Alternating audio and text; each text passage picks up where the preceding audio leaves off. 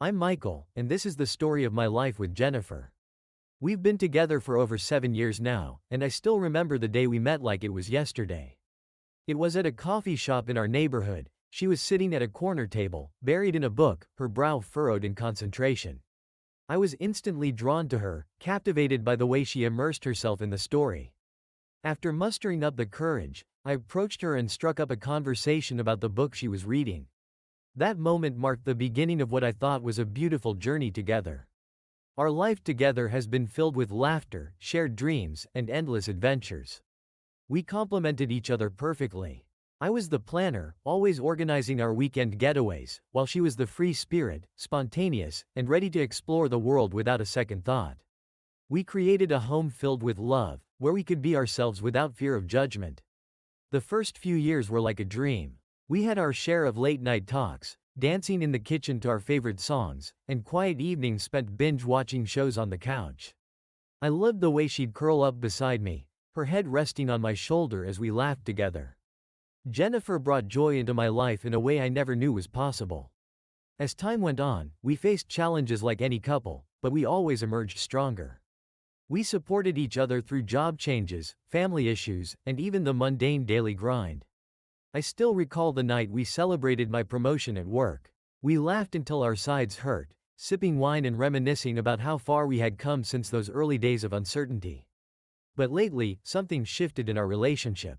It started subtly, a change in her demeanor, a distance that seemed to grow between us.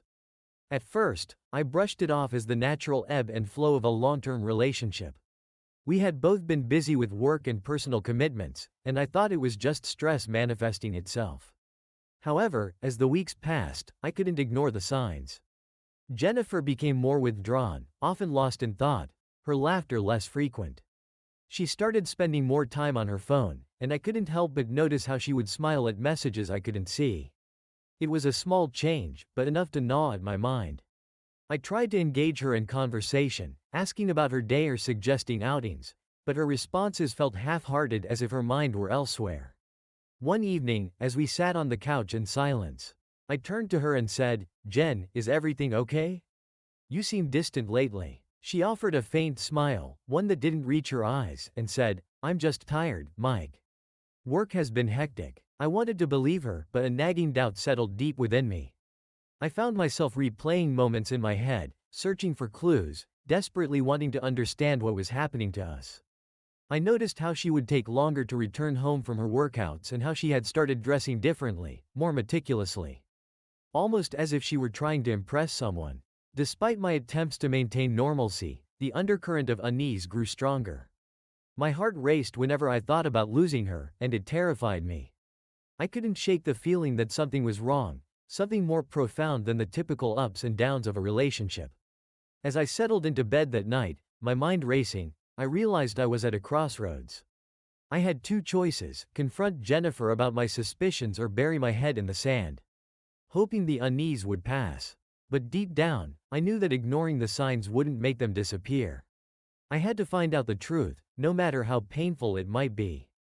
Little did I know, the truth would come crashing down like a tidal wave, reshaping everything I thought I knew about love, trust, and the woman I had devoted my life to.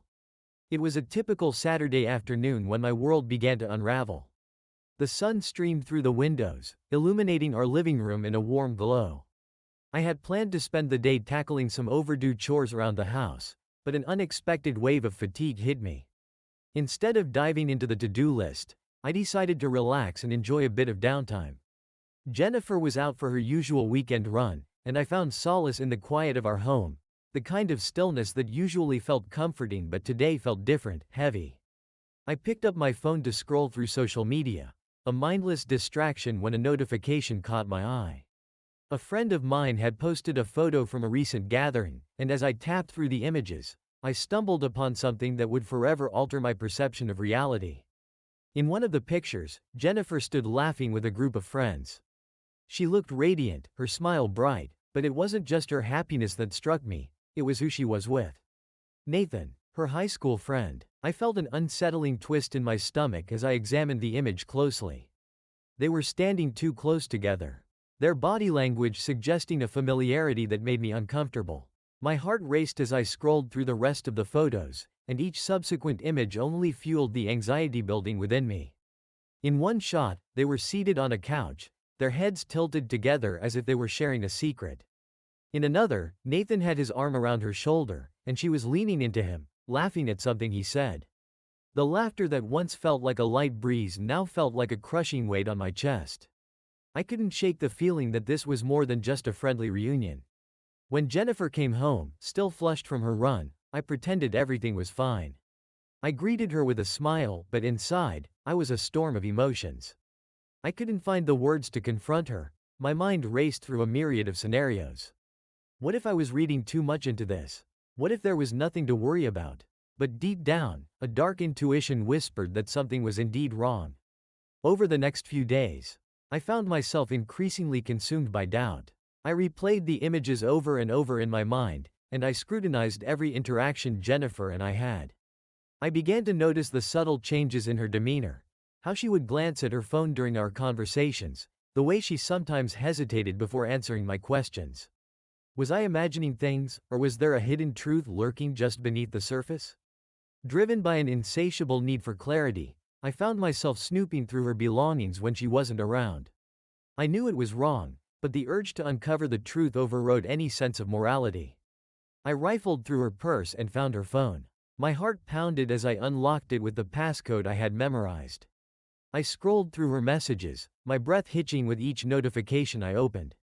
My hands trembled as I saw a conversation between Jennifer and Nathan, peppered with inside jokes and flirty emojis.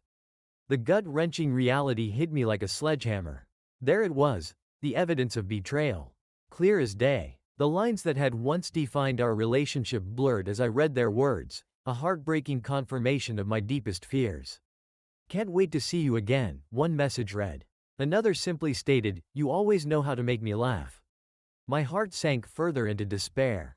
It felt as if someone had reached into my chest and twisted my heart with cruel, unrelenting force. How could she do this to me?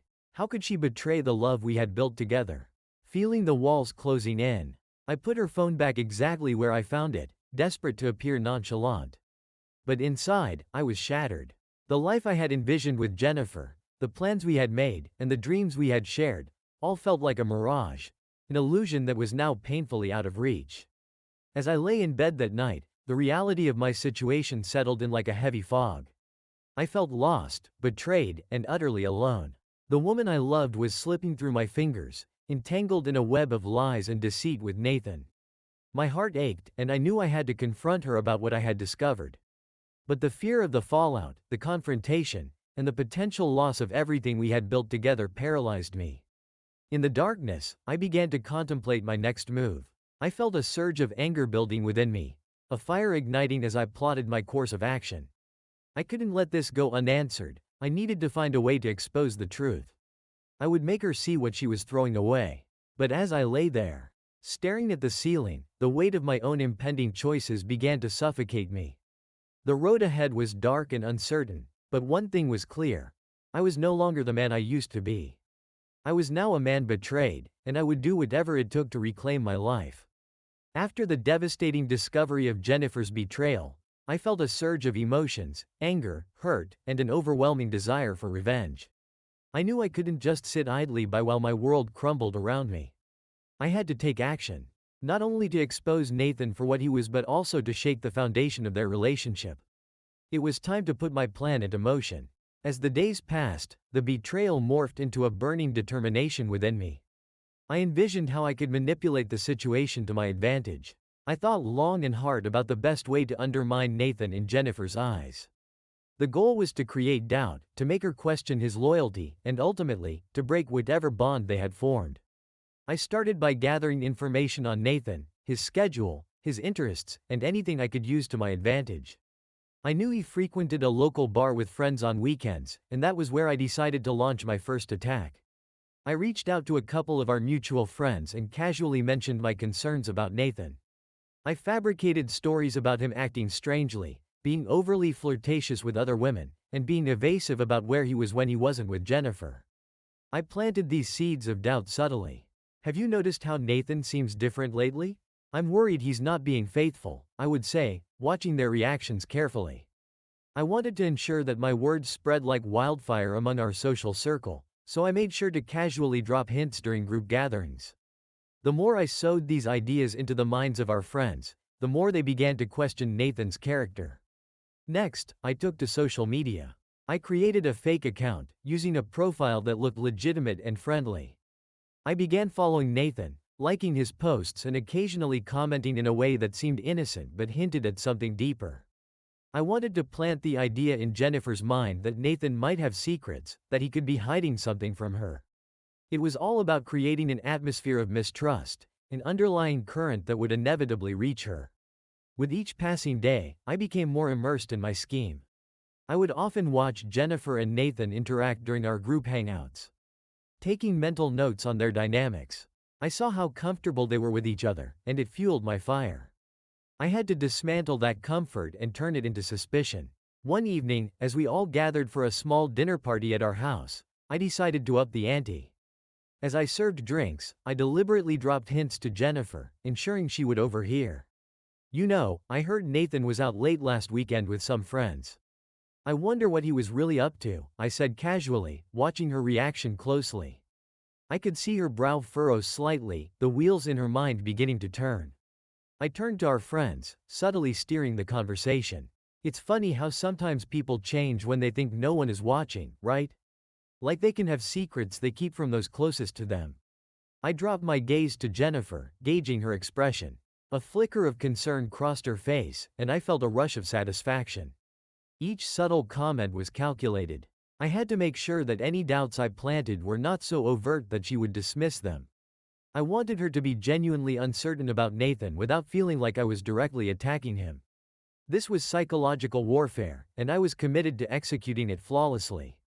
As the weeks went on, I began to notice small changes in Jennifer's behavior. She became more withdrawn, more contemplative. I could see the moments of hesitation in her smile when Nathan would text or call. I fed off this. Each small victory reignited my desire for revenge. I had to keep pushing, keep making her question her trust in him. But I also needed to be careful.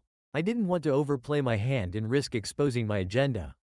I was walking a tightrope, balancing between convincing her of Nathan's unfaithfulness and keeping my involvement hidden. I began setting up situations where Jennifer would overhear snippets of conversations about Nathan, carefully orchestrating moments that would leave her doubting him even more. I planted myself in environments where I knew they would be, trying to catch Nathan in a lie or a questionable situation, all while maintaining an air of innocence. The night finally came when I decided to make my biggest move. I overheard a conversation between Nathan and a mutual friend, who was completely unaware of my intentions. I learned about an event they were both planning to attend, a concert that Jennifer didn't know about. I decided to act fast. I casually mentioned the concert to Jennifer, feigning excitement. "I heard Nathan is going to that concert next weekend. You should ask him if he has an extra ticket." I watched her face closely. I could see the confusion and a hint of doubt clouding her expression. It was exactly the reaction I had hoped for. Now, all I needed was for Nathan to slip up, for him to allow me to push Jennifer further into my web of deceit. I was determined to make them doubt each other until their relationship crumbled under the weight of suspicion and mistrust. And I would be there, waiting to pick up the pieces of my shattered heart. The tension in the air was palpable. I had been meticulously orchestrating my plan to unravel Jennifer and Nathan's relationship, planting seeds of doubt and suspicion in her mind. As the days went by, I could sense that my efforts were beginning to bear fruit. Jennifer's behavior towards Nathan was changing, and I found myself in a twisted role, watching as the woman I loved started to question the very foundation of her trust. It began subtly at first. Jennifer started asking Nathan pointed questions whenever they interacted. She would casually bring up conversations I had orchestrated, probing him about his whereabouts, his friends, and whether he was seeing anyone else. I could see the unease in her eyes, the way she scrutinized his responses for any hint of dishonesty. It was thrilling and horrifying all at once. I was witnessing my plan unfold, but it was also heartbreaking to see Jennifer in such emotional turmoil. One afternoon, I arranged to meet up with some friends at a local bar, fully aware that Jennifer and Nathan would be there too. I slipped into a corner booth, the dim lighting casting shadows around me as I kept my gaze locked on their table. I had to observe, to confirm my suspicions and watch the fallout of my manipulations. As I sipped my drink, I watched them closely. They were seated across from each other, their faces illuminated by the soft glow of the overhead lights. Nathan leaned back in his chair, casually chatting, while Jennifer appeared more tense, her body language rigid. She took a sip of her drink, her eyes darting between Nathan and the surrounding crowd as if she were searching for something, someone. Eventually, the conversation shifted, and I felt a rush of adrenaline. Jennifer leaned in, her voice low, but I could catch snippets of their exchange. "So, what's going on with you and that girl from your work?" she asked, her tone deceptively casual. "You've been spending a lot of time with her, haven't you?" I felt a surge of satisfaction as I realized my words had taken root. I had turned her curiosity into suspicion, and now she was confronting him directly. Nathan looked taken aback for a moment, his eyebrows furrowing in confusion. "What girl?" he replied, feigning innocence. "I don't know what you're talking about." A tight smile spread across Jennifer's lips, but I could see the flicker of doubt in her eyes. She pressed on, leaning even closer, her voice barely above a whisper. "I just mean, you've been working late a lot. Are you sure everything is as it seems?" The tension between them crackled like static electricity. I leaned in closer, straining to hear every word. Nathan stammered, "I've just been busy with projects, you know how it is. Don't tell me you're worried about me and some girl. I would never do that to you." Jennifer's expression softened momentarily, but it was clear she wasn't entirely convinced. "I just want to make sure you're being honest with me," she replied, her voice tinged with vulnerability. The moment felt fragile, as if it could shatter into 1,000 pieces at any second. As I watched, my heart sank. Here I was, manipulating the woman I loved into doubting someone she trusted. And yet a part of me couldn't help but feel guilty. This wasn't just a game, this was real life, and emotions were involved. But I pushed the guilt aside. I needed to see this through, to make her realize the truth about Nathan. Over the next few weeks, I continued to monitor their interactions. I watched as Jennifer became more and more paranoid, her questions becoming sharper, more accusatory. She would often inquire about his social media activity, asking if he was liking pictures of other women or commenting on posts that seemed inappropriate. I reveled in the chaos I had created, but at the same time, a sense of dread began to creep in. One evening, I decided to follow them after work. I had learned they were meeting up for drinks with some mutual friends, and I wanted to see how far Jennifer's suspicions had gone. I arrived at the bar early, slipping into a booth where I could observe without being seen. When they arrived, I noticed Jennifer was on edge, her eyes scanning the room as if she were searching for evidence to confirm her fears. Nathan, on the other hand, appeared relaxed, chatting with the others in the group while occasionally casting glances at Jennifer. It was a stark contrast, and I felt a wave of satisfaction wash over me as I realized I was orchestrating a rift between them. As the night progressed, I could see the tension rising. Jennifer was becoming increasingly agitated, interjecting comments that challenged Nathan, her voice slightly raised, drawing the attention of those around them. "You know, it's funny how you've suddenly become so popular with the ladies," she remarked, a sarcastic edge to her tone. Nathan tried to laugh it off, but I could see his frustration bubbling beneath the surface. "What is this, Jennifer? Why are you acting like this?" he shot back, irritation lacing his voice.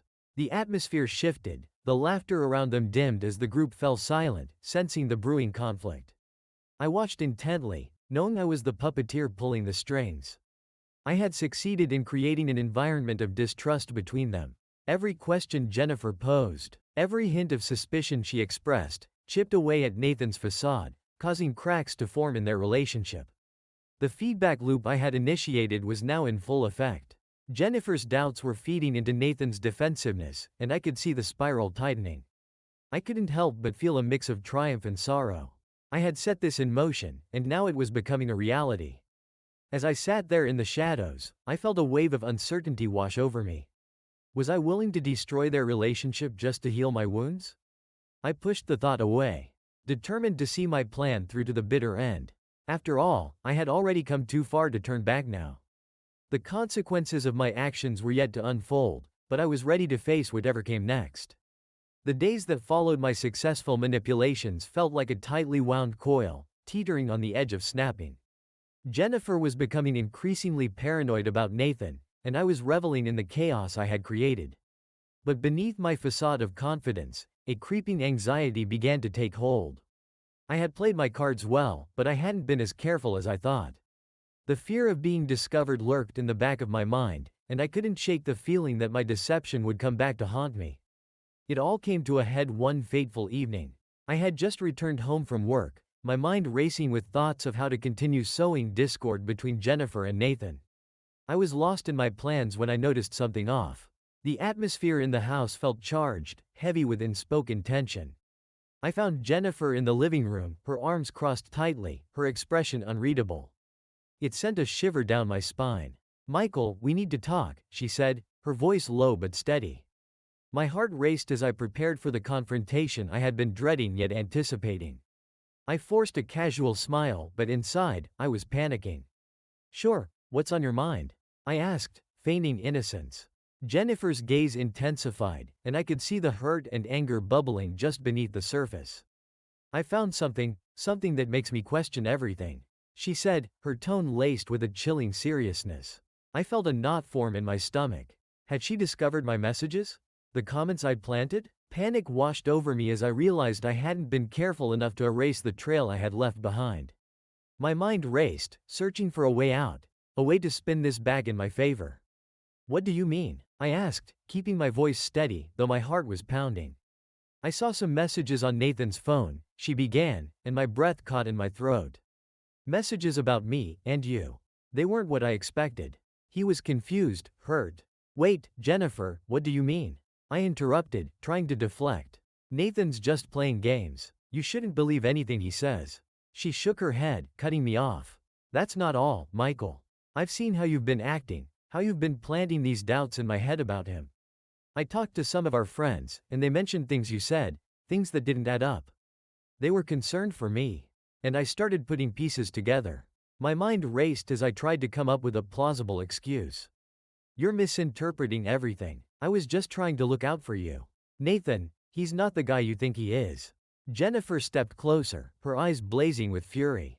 "This isn't about Nathan anymore. This is about you. You've been manipulating me this whole time. Do you think you can just control everything? I thought you loved me, but this? This is betrayal." Each word struck me like a physical blow. The reality of my actions hit me in full force. I had set out to destroy someone else's relationship, but in doing so, I was shattering my own. I felt the weight of my choices crashing down around me, and I was suffocating under the pressure. "Jennifer, please," I said, desperation creeping into my voice. "I was just hurt. I thought if I made you question him, it would bring us closer together." "Closer?" she echoed, incredulity evident in her tone. "You think manipulating me would make me love you more? You've driven a wedge between us. You've made me doubt everything. This is not love, Michael. This is jealousy and revenge." As I stood there, I could see the betrayal etched in her face, the tears threatening to spill from her eyes. I felt a wave of regret wash over me, crashing against the walls I had built around my heart. "I never wanted it to come to this," I said, my voice cracking. "I just wanted to protect what we had. But you've destroyed it," she replied, her voice trembling. "How can I trust you now? How can I look at you the same way when I know you've been plotting behind my back? You've made me feel like I was the one in the wrong, like I was the one being unreasonable." I felt utterly helpless, the walls closing in around me. I had lost sight of everything, my love for Jennifer, my integrity, and the trust we had built together. The realization hit me like a ton of bricks. I had become the villain in my own story. As I stood there, facing the woman I had hurt, I knew I had crossed a line that could never be uncrossed. The anger and disappointment in her eyes pierced through me, leaving me raw and exposed.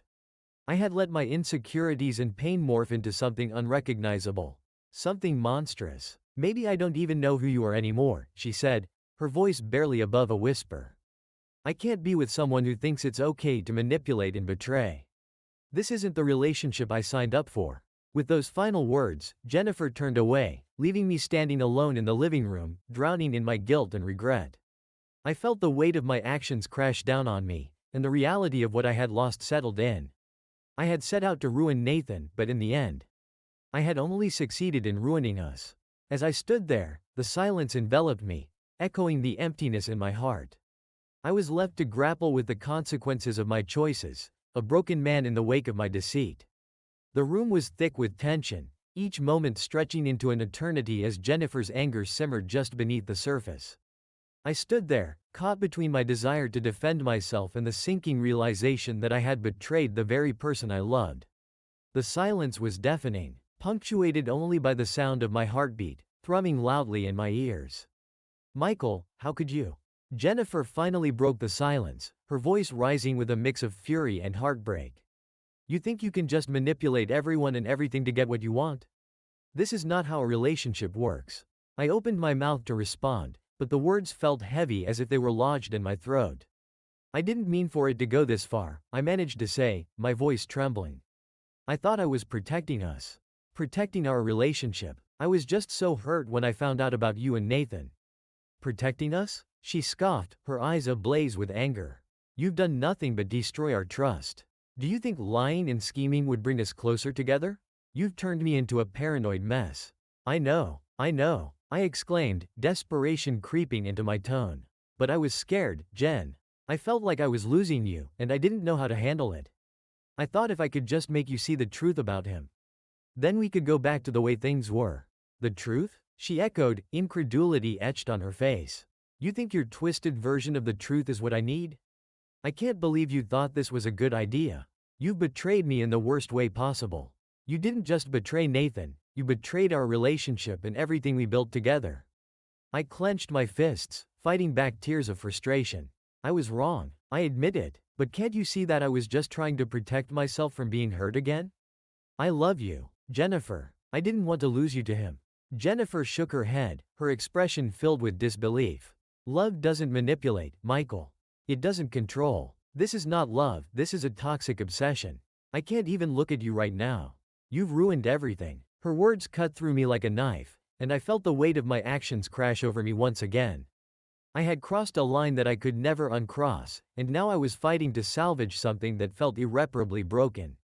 "Please, just let me explain," I pleaded, my voice cracking under the pressure of my emotions. I was desperate. I thought I was doing the right thing.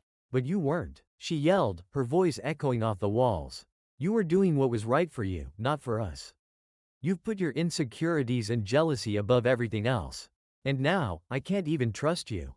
As she continued to lay into me, I could feel my defenses crumbling.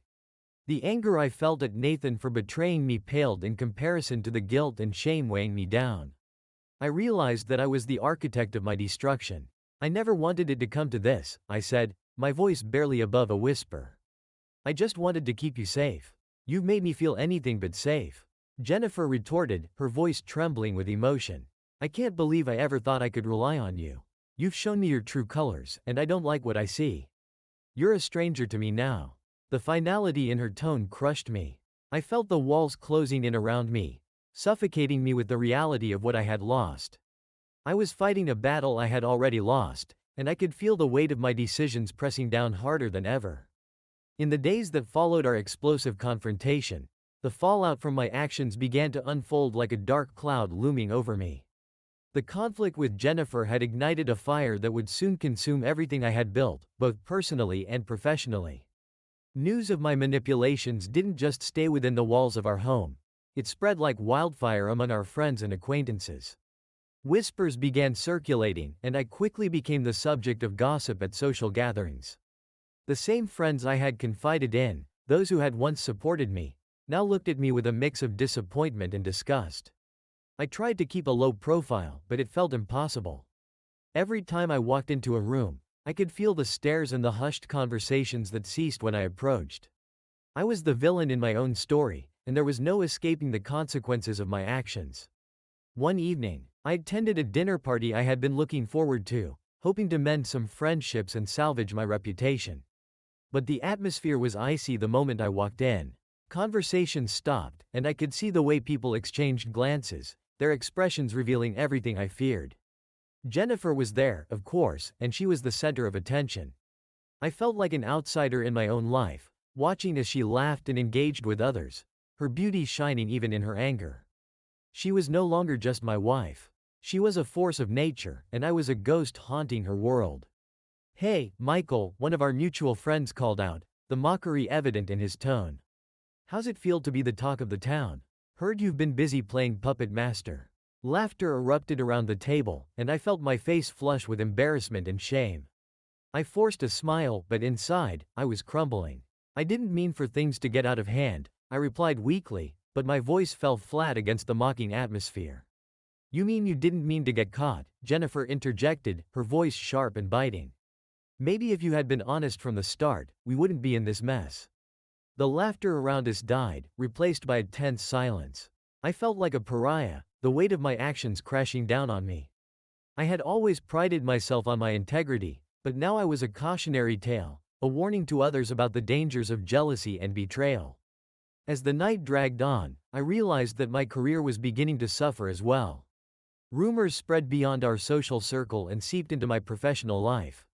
I started receiving cold stares and whispered conversations during meetings, and colleagues I once considered friends began to distance themselves.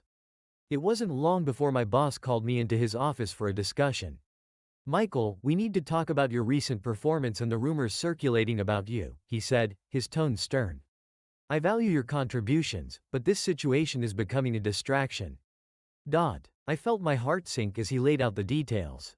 Clients were pulling back, and my credibility was in question. I was in a downward spiral, and it felt as if everything I had worked for was slipping through my fingers. I can explain, I stammered, desperation creeping into my voice. I made a mistake, but I'm committed to fixing it. I didn't think it would go this far. My boss sighed, running a hand through his hair. You need to take a step back and reevaluate your priorities, Michael. Right now, it seems like your personal life is affecting your professional life. We can't have that. The meeting ended, and I left the office feeling defeated. The walls I had built around my life were crumbling, and I was powerless to stop it. I had set out to destroy Nathan, to reclaim my life, but I had only succeeded in losing everything that mattered to me. As the days turned into weeks, the scandal continued to swirl around me like a relentless storm. I had thought my plan would bring me closer to Jennifer. But instead, it had ripped us apart and left me exposed and vulnerable. The whispers and accusations echoed in my mind, a constant reminder of the betrayal I had inflicted on the one person I had vowed to protect. I was drowning in a sea of my own making, and there was no lifeboat in sight. As I looked at the wreckage of my life, I realized that I had not only lost Jennifer, but I had also lost myself in the process. I was left to face the consequences of my actions, alone and broken. With no clear path to redemption. The day Jennifer made her decision felt like the world around me had come crashing down in slow motion. I sat on the edge of our bed, the weight of my actions pressing down on me like an anchor. She stood across the room, her back turned to me, the distance between us more palpable than ever. I could feel the finality in the air, a quiet storm brewing beneath the surface, ready to erupt. Michael, she began, her voice steady but laced with an underlying tremor. I've thought about this a lot, and I can't do this anymore. Each word pierced through me, sharp and painful. I wanted to reach out, to stop her from saying the words I knew were coming, but my body felt frozen in place, my mind racing. What do you mean, do this anymore? I managed to choke out, trying to keep my voice steady despite the whirlwind of emotions swirling within me. We can work through this. We can fix it together. She turned to face me, her eyes filled with a mix of sorrow and resolve. Michael, I've lost so much trust in you. I can't just pretend like everything is okay. The lies, the manipulation, it's all too much. I don't even recognize you anymore. Her words hung in the air, each one a reminder of the betrayal I had inflicted. I had set out to protect our relationship, but instead, I had shattered it. Please, Jennifer, I pleaded, my voice cracking. I'm so sorry. I never wanted to hurt you. I was just scared of losing you to Nathan. Jennifer shook her head, tears welling in her eyes. That's just it, Michael. You let your fear control you, and it drove you to do terrible things. I can't be with someone who thinks it's okay to manipulate and hurt others. You've crossed a line that can't be uncrossed. The realization hit me like a tidal wave, drowning me in despair. I felt the ground shift beneath me, the life we had built together crumbling into dust. But I love you, I exclaimed, my desperation spilling over. Can't we at least try? I'll do anything to make this right. Her expression softened, but only for a moment. Love isn't enough when there's no trust. I can't live in a relationship where I'm constantly questioning your motives. I need someone who respects me and my feelings, not someone who plays games and uses jealousy as a weapon." As she spoke, I could feel the walls closing in around me, suffocating me with the weight of my own mistakes. My heart ached with the knowledge that I was the architect of my destruction. "I'll change," I promised. But the words felt hollow, empty in the face of her heartbreak. "I need time," she said, her voice trembling. "I need to focus on myself, on healing. I can't do this with you anymore. It's just too much." With those words, my world shattered. I watched helplessly as she walked out of the room, leaving me alone in the silence. The gravity of her decision settled over me like a heavy fog, choking out any remaining hope. I had lost everything I had fought to protect. The anger and bitterness I had harbored had only served to push her further away. As I sat there, the echoes of our last conversation replaying in my mind, I felt the crushing weight of reality settle in. My plan for revenge had not only destroyed her relationship with Nathan but had also obliterated my own life. I had set out to ruin someone else's happiness, but in doing so, I had annihilated my own. In the days that followed, I found myself adrift, a ship lost at sea with no compass to guide me. The emptiness of our home felt suffocating, each room a reminder of what I had lost. I wandered through the space we had shared, the memories of laughter and love now overshadowed by the darkness of betrayal. With Jennifer gone, I faced the stark reality of my situation. My career was in shambles, my reputation tarnished by the scandal that had engulfed my life. Colleagues who once respected me now looked at me with pity and disdain. I had become the cautionary tale, the embodiment of what happens when jealousy consumes you. I tried to reach out to friends, hoping to find solace and support. But many had turned their backs on me. The whispers of betrayal hung in the air, thick and suffocating. I felt the weight of isolation settle over me, and I was left to grapple with the consequences of my actions alone. In those quiet moments of reflection, I began to understand the true depth of my mistakes. My desire for revenge had stemmed from a place of fear and insecurity, and it had spiraled into something far more destructive than I could have imagined. I had let my anger cloud my judgment, blinding me to the love and trust that had once existed between Jennifer and me. The nights were the hardest. I would lie awake, staring at the ceiling, haunted by the ghosts of my choices. The silence in the house was deafening, filled only with my regrets. I realized that I had not only lost Jennifer but also the person I once was. The man who would have fought for love rather than tearing it down was gone, replaced by a shadow consumed by bitterness and jealousy. As time passed, I began to confront the truth. My plan for revenge had not only destroyed Jennifer and Nathan's relationship, but it had also dismantled my own life. The hate I had harbored had poisoned my heart, leaving me with nothing but emptiness in its wake. With each passing day, I felt a flicker of understanding ignite within me. I had to start anew, to rebuild from the ashes of my mistakes. I realized that hate and vengeance do not lead to happiness, they only sow discord and ruin. I needed to take responsibility for my actions and learn from them. I began to seek help, talking to friends who were still willing to support me and finding solace in therapy. Slowly, I began to unravel the tangled mess of emotions that had led me down this dark path. It was a painful journey, filled with self-discovery and vulnerability, but it was necessary. Through this process, I learned to forgive myself, and to let go of the anger that had consumed me. I understood that rebuilding trust takes time, and it starts with honesty, first with myself, and eventually with others. I realized that I could no longer live in the shadows of my past mistakes. I had to step into the light and strive to become a better person. As I faced the long road ahead, I held on to the hope that one day I could rebuild my life, learn to love again, and perhaps, even find a way to reconnect with Jennifer.